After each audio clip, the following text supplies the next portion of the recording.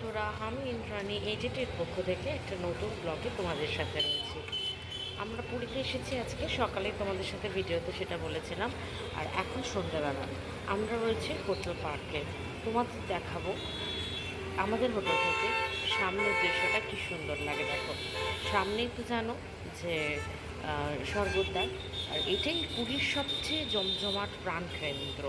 তো তোমাদের দেখাবো আজকে আমাদের হোটেল থেকে সি বিচের সামনে যে মেলাটা বসে কীরকম দেখতে লাগছে।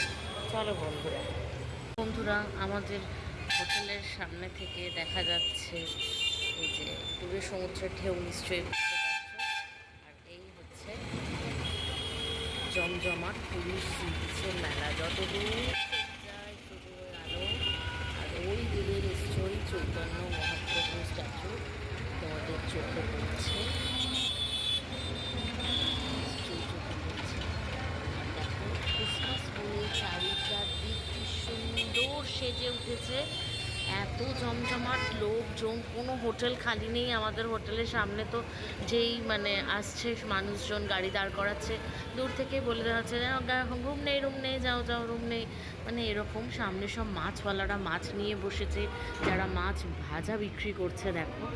আর রয়েছে কি সুন্দর চারিদিকে শাঁখের নানা জিনিস বিক্রি হচ্ছে। আর সেই সবকে ছাপিয়ে দূরে কালো কালো অন্ধকারের মধ্যে সাদা সাদা ঢেউয়ের ফেনা চোখে পড়ছে। কি সুন্দর দেখো, এত ভালো লাগছে।